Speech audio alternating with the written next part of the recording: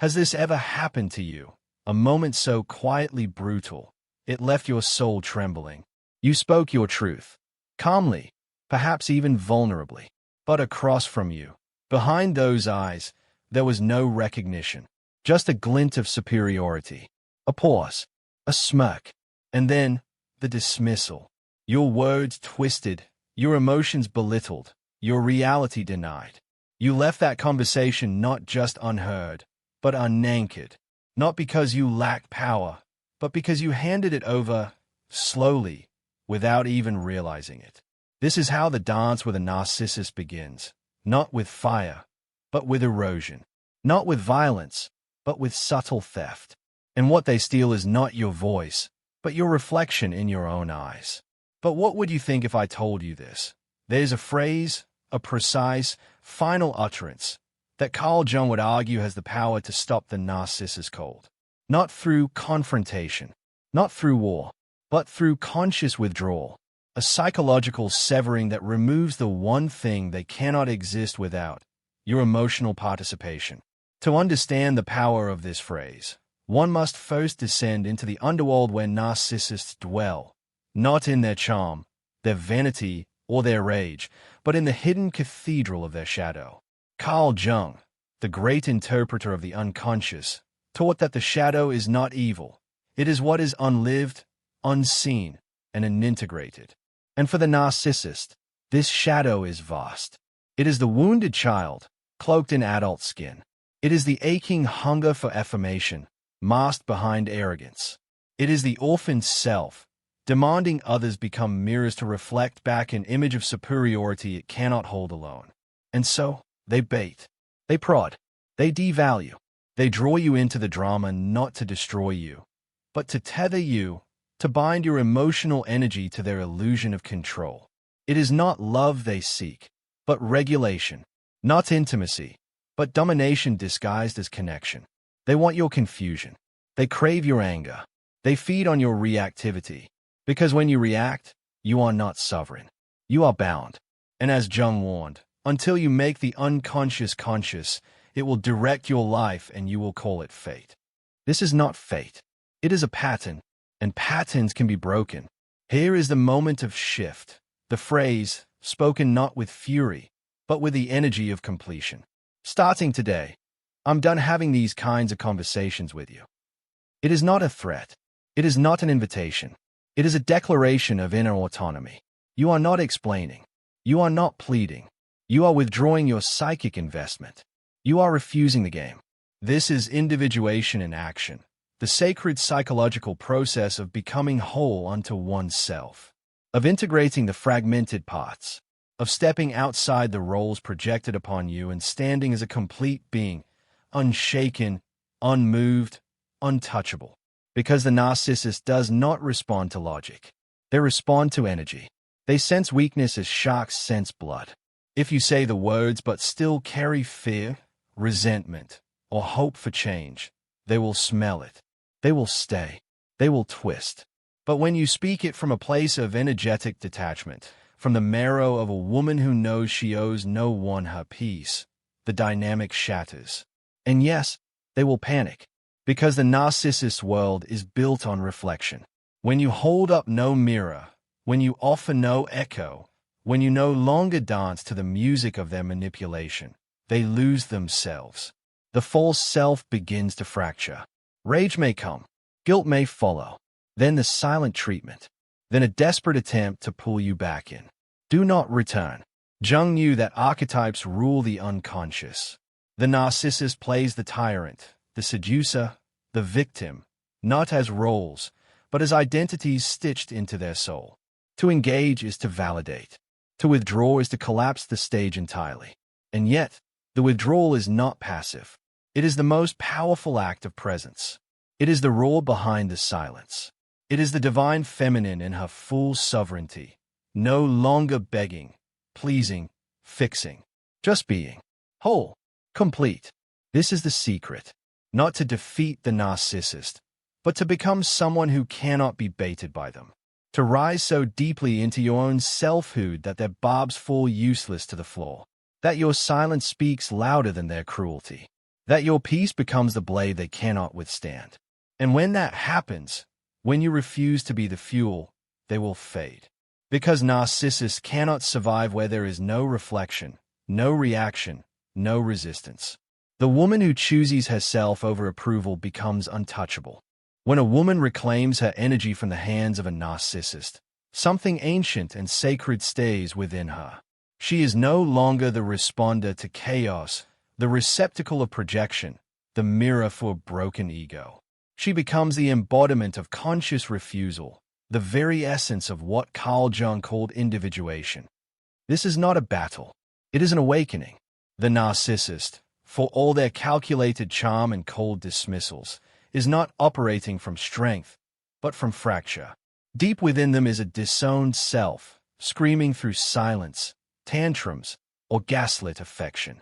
Jung described this as the unlived life, parts of the psyche so repressed that they haunt others in the form of control and cruelty. And who do they haunt most often? Those willing to absorb the pain they refuse to feel. You were never the problem. You were the canvas. And every time you tried to explain, defend, or compromise, you were unknowingly agreeing to a silent contract. A contract written in the ink of insecurity and sealed with your self-abandonment. But now, something changes. The phrase, starting today, I'm done having these kinds of conversations with you, is not just a boundary. It is a psychic severance. It unhooks you from the unconscious web of manipulation. It breaks the trauma bond. It collapses the performance. Not because it shouts louder, but because it no longer plays the part. There is a deep power in non-engagement. Not passive silence, but intentional absence. The kind of absence that says, I see you. I understand you. And I choose no longer to participate in this pattern, even if it means losing you. That terrifies the narcissist. Not your anger, not your sadness, but your clarity. Because clarity means you're no longer on their stage. You are no longer reacting, fixing, or feeding the illusion. When you no longer fear their rage, they lose their leverage. When you no longer need their love, they lose their control. When you no longer respond to their chaos, they stand alone in it. And here's what Jung would want you to understand. The narcissist is not your enemy. They are the manifestation of an old internal wound, one that believes love must be earned, that peace requires submission, that value is found in approval. That wound may not be of your making, but it is yours to heal. And healing begins with refusal. Some may call this cold. Others will say it's harsh. But truth is often mistaken for cruelty by those who depend on your compliance. This is what Jung meant when he said, people will do anything, no matter how absurd, to avoid facing their own souls. When you stop absorbing the narcissist projections, they are forced to face their own shadow. Most will run. Some will rage. Few will reflect. That is not your concern. Your only task is this. Hold your energy. Do not explain. Do not argue. Do not re-engage. You owe no performance. You are not responsible for their discomfort. You are responsible for your sovereignty. This is what separates the awakened woman from the compliant one. The compliant self, what Jung might call the persona, is the mask we wear to stay loved. It's the role we play to keep the peace, even at the cost of our truth. But masks are heavy. They slip. They suffocate. To remove the mask is to risk being seen. But it's also the only way to be free. So when you speak the phrase, and mean it, the world around you rearranges. Some people fall away. Others grow quiet. But those who remain because they respect your center. They see your boundaries not as rejection, but as reverence. This is the paradox. By refusing toxic dynamics, you invite sacred ones. And so you speak once more. Starting today, I'm done having these kinds of conversations with you. Let the silence follow. Let the storm rage. Let the narcissist scramble. None of it belongs to you anymore. You are not cruel. You are clay. You are not harsh. You are healed. And the moment you stop explaining yourself to those committed to misunderstanding you, you step into the realm of power. Not force, not manipulation, but inner alignment. The unshakable knowing that peace is your birthright and respect is not requested. It is required. There is a sacred violence in clarity. Not the kind that wounds others, but the kind that severs the bonds that have wounded you. When you finally say, "I'm done having these kinds of conversations with you," what you're really saying is no more distortion, no more erasure, no more performing love where love does not exist. For too long, many women have mistaken tolerance for virtue. They've been told endurance is strength, that silence is maturity, that understanding others is more important than honoring themselves. But Jung knew otherwise. He taught that when you sacrifice your soul to maintain harmony, you do not preserve peace, you betray your essence. And betrayal of the self always births rage. Quiet rage. Internal. Chronic. Hidden beneath politeness. That rage is not the problem. It is the messenger. It tells you that somewhere in the dance, you lost your rhythm. Somewhere in the conversation, you swallowed your truth. Somewhere in the relationship, you began to disappear. And now, you're being called to return. Not as the version of you who needs to be loved at any cost, but as the one who remembers that love without respect is violence dressed in velvet. This is where Jung's wisdom slices through the illusion. He said that we all carry within us the shadow, the parts we repress, deny, disown. But it is not only narcissists who project. So do empaths. So do givers. So do those who confuse caretaking with love. The woman who keeps giving to the emotionally unavailable. The woman who keeps forgiving the verbally cruel. The woman who keeps engaging, hoping they'll finally understand. She too has a shadow. And in that shadow is a belief that her worth is tied to saving others. That being chosen means being patient. That loyalty means sacrificing her own well-being. But the moment she awakens, the moment she speaks the phrase with true detachment, that belief dies. And in its place, a new truth is born. Self-abandonment is not love. Exhaustion is not intimacy. Understanding someone's pain does not mean tolerating their abuse. The narcissist will not understand this shift. They are wired to interpret compassion as weakness, forgiveness as an invitation, re-engagement as victory. But when you no longer give them anything, not your tears, not your anger, not your explanations, you are no longer part of their script. They may accuse you of being cold. Let them. They may say you've changed. Take it as confirmation. Because yes, you have changed. You have stopped playing the role of the emotional caretaker to a soul who refuses to care for your emotions in return. Jung would call this psychic integration, the reclaiming of your own unconscious projections. You stop asking someone else to complete what only you can heal. You stop seeking validation from a mirror that only reflects distortion. You stop participating in conversations that were never meant to be dialogues, only monologues with a captive audience. There is power in the refusal to engage. It is the language of the healed. Because those who have truly healed know this truth. You don't need to win the argument when you've already walked away from the war. This is the shift, from reaction to response, from survival to sovereignty, from fawning to freedom. And what happens next is both painful and liberating. The narcissist begins to fade. Not always physically, but psychically. Their words no longer land. Their tactics no longer pierce. Their presence no longer hijacks your nervous system. Because when you return to yourself, fully, unapologetically, radically, their control dies in the silence of your non-response. This silence is not void.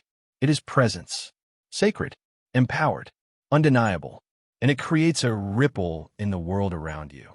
Those who once took from you may fall away, but in their absence, you make space. For respect, for truth, for those who see your boundaries not as threats, but as invitations to meet you in wholeness. This is the inner revolution Jung pointed to all along, the transformation not of others, but of self. When you stop living in reaction to someone else's wounds, you become the master of your own soul. There comes a moment in every woman's journey when the ache to be understood is no longer louder than the desire to be whole. When she realizes the person she's trying to reach, the narcissist, is not listening. Not because her words lack clarity, but because he has built his entire identity on the refusal to hear. This is not misunderstanding. This is dismissal by design. And Carl Jung warned of such dynamics, where one soul becomes a projection screen for another's unlived pain. In relationships with narcissists, this becomes a brutal theater of psychological projection. They cast themselves as the wounded hero, the misunderstood genius, the righteous victim. And you, by default, become the villain, the fool, or the fixer. But you were never meant to play that role. Jung taught that we meet ourselves in others. That means the narcissist isn't just a tormentor. They're a mirror. A cruel one, yes, but a mirror nonetheless. Reflecting back every place you've abandoned yourself, every limit you've refused to draw, every truth you've silenced to be loved. So when you speak the phrase, starting today, I'm done having these kinds of conversations with you, it is not only to them. It is to every part of your past self that tolerated what should have never been normalized. It is a farewell to the you who made herself small so others could feel big, who dimmed her fire so others wouldn't feel burned. You're not just ending a conversation. You're ending a cycle, and that cycle is ancient. Some women have inherited it, from mothers who taught them how to keep the peace at any cost, from fathers who modeled love as conditional, from cultures that prize feminine silence over feminine sovereignty. But something is breaking now, or perhaps something is being remembered, a deeper truth, a feminine knowing, a psychological instinct that says, this ends with me. No more bleeding for the broken, no more soothing the unsoothable, no more wounding yourself in the name of compassion. This is what Jung called the return to the self, the inner homecoming to your authentic essence, beneath the masks and trauma and pleasing. It is not easy. When you step away from the narcissist, you may feel grief, not just for them, but for the illusion of what you hoped they could be, for the version of you that believed their love was a prize to be won, not a right to be received. Let that grief come. It is the funeral of your former self, and from it, a new you is born. A woman who is no longer addicted to potential, who no longer confuses drama for passion, who no longer performs stability in the presence of chaos. This new self is clear, not cold, firm, not cruel. She does not need to convince or convert. She does not ask the narcissist to see her. She sees herself, and in doing so, becomes unshakable. When a narcissist attempts to re-enter, and they will, they may use nostalgia, guilt, rage, even false accountability. But it won't work. Not because you've hardened, but because you've awakened. The hook no longer catches. The bait no longer tempts. This is the true power behind the phrase. Not in the words, but in the energy, the quiet thunder that says, I know who I am now. And because of that, I no longer argue with confusion. I no longer bleed for someone else's healing. I no longer participate in conversations that harm me. The woman who knows this becomes untouchable, not because she fights, but because she no longer plays the game. Jung would say this is the death of the false self. The part of you that was never real, only reactive, that lived for approval, that negotiated for love, that internalized rejection as personal failure. And with that death, a new archetype rises, the queen, the wise woman, the self-possessed. She does not chase. She does not explain. She does not perform. She chooses. There is something terrifying to the narcissist about a woman who has reclaimed her choice. Not her temper, not her endurance, but her quiet, immovable choice, the decision to no longer participate in a story that keeps her small. That choice is not announced with rage. It doesn't slam doors or raise voices. It enters the room like a storm you don't hear until it's already passed through, changing the landscape forever. Starting today, I'm done having these kinds of conversations with you. Spoken once, meant entirely. And it is this completion that ruptures the narcissist's illusion of control. To the untrained eye, it seems simple, a boundary, a line drawn. But beneath that line is a lifetime of emotional excavation. Because a woman does not wake up one day and say these words without years of betrayal, internal chaos, and aching silence pushing her to the edge. She has tried everything: compassion, logic, vulnerability, strength, and none of it moved him. Because the narcissist was never listening, he was assessing. Not who she was, but how she could serve him. Emotionally, psychologically, energetically. So when she finally stops speaking in the language of healing and begins to speak in the language of finality, the spell breaks. This is Jung's confrontation with the animus, the inner masculine within every woman. When distorted, the animus makes her doubt herself, criticize herself, fight for value in places where it was never offered. But when awakened, it becomes her sword, her boundary, her protector. It is what helps her say, enough. That's what this phrase truly is, a merging of her feminine knowing and masculine boundary. A full self standing, not submitting, not seducing, not silencing, just standing. And the narcissist? He sees it instantly. It registers not just in the ear, but in the gut, because they know the sound of a woman who can be manipulated and the silence of one who cannot. He will try to destabilize her. You're overreacting. You've changed. You're just being emotional. These are not arguments. These are tools. Tools designed to provoke doubt, because the narcissist's greatest weapon is not cruelty, but confusion. But this time, she does not respond. She watches. She listens. She observes the game from the outside, no longer a piece on the board. And in that moment, she transcends the pattern. She steps out of the unconscious loop Jung so often spoke of, where we repeat what hurt us in hopes it might finally love us. She no longer wants to win. She wants to be, no longer driven by the need to prove her goodness, her loyalty, her patience. She has become the watcher of her own story. And for the first time, she sees clearly. The narcissist was never the storm. He was the test, to see if she would choose herself, even when it cost her connection. And now she does. This is where transformation lives, not in the drama, but in the detachment. Not in the retaliation, but in the refusal to reenact the script. She does not play the healer. She does not play the warrior. She plays no role at all. She simply returns to her center and remains there. This confuses the narcissist. It destabilizes him, because without your reactions, your corrections, your tears, he is left with his own reflection. And what he sees there is not grandiosity. It is emptiness. But that is no longer your concern. You are no longer the keeper of his comfort. You are the keeper of your peace. And peace, to the narcissist, feels like abandonment. But to you, to the woman who has endured, awakened, and spoken the phrase with truth, peace is no longer a fantasy. It is a choice, a daily, sacred, embodied choice. And from this place, something new emerges. A woman who does not need to be right, who does not chase closure, who does not wait for apology. She has closed the loop herself. And in doing so, she becomes untouchable, not because she hides, but because she finally stands where no one can move her. The self that once tolerated disrespect is dead. The woman who rises now knows exactly what she is worth, and no longer negotiates with those who can't see it. Some women don't realize how powerful they are until they stop explaining their pain to people committed to misunderstanding it, until the moment they speak not to be heard, but to end the performance. The narcissist, in all his practiced charm and cyclical cruelty, was never looking for a relationship. He was looking for a reflection, a servant to his ego, someone to reinforce the false image he crafted long ago to survive a wound he refuses to face.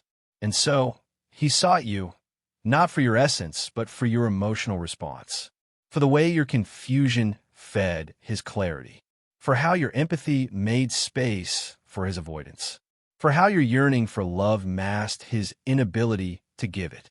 You, the emotionally available, the spiritually awake, the deeply feeling, became his stage. And every time you stayed to plead, prove, or pacify, the curtain stayed up. The show went on, and your soul dimmed beneath the spotlight. But then comes the sacred shift. Starting today, I'm done having these kinds of conversations with you. It is not dramatic. It is not loud. But it is irreversible.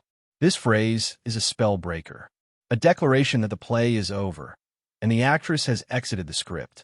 Because now, the woman who once begged to be seen sees herself. Clearly, fiercely, finally. This is individuation, Jung's great psychological alchemy. The movement from unconscious participation in inherited roles to conscious authorship of one's own life. It is the moment the woman steps outside the loop and declares, "I am not what happened to me. I am who I choose to become." And in that moment, the narcissist has no more power, no more leverage, no more access. He may escalate, he may mock, he may play the victim, but his tools fall useless at your feet because you're no longer operating on the frequency of his dysfunction. This is what most don't understand. Narcissists don't feed on praise. They feed on engagement, attention, emotion, chaos. And when you offer none, when you detach not from bitterness but from truth, you become like air, untouchable, uncatchable, essential only to yourself. Jung once wrote, "The privilege of a lifetime is to become who you truly are." But that privilege requires loss. The loss of illusions, the loss of roles, the loss of people who only love the version of you that didn't love herself enough to walk away. And yes, it hurts. There will be moments you question your clarity, moments you feel guilt, moments you wonder if you were too harsh, too quick, too final. But those moments are echoes, not truths. Echoes of a life where you confused love with sacrifice. Echoes of a girl who thought staying was nobler than leaving. Let them pass, because now you know, peace doesn't beg. It doesn't chase. It doesn't explain. It simply is. And when you no longer seek external validation for your worth, you become magnetic. Not to the narcissist. He will recoil from your wholeness, but to those who speak in the language of respect, of reciprocity, of reverence. This is where the story changes. No longer a tale of survival, but of sovereignty. No longer about fixing the broken, but building the beautiful. You become the woman who answers cruelty with silence, who meets manipulation with distance, who walks away, not to punish, but to protect. And in your absence, the narcissist is forced to meet the one person he has spent his life avoiding, himself. Some will spiral, some will replace you, some will pretend you never mattered. Let them, because their journey is no longer your burden. Your journey is back to yourself, to the truth that was always there beneath the noise, that you were never too much, that you were never too sensitive, that your emotional depth was never a flaw, but a gift in the wrong hands. Now you protect that gift. You guard your peace.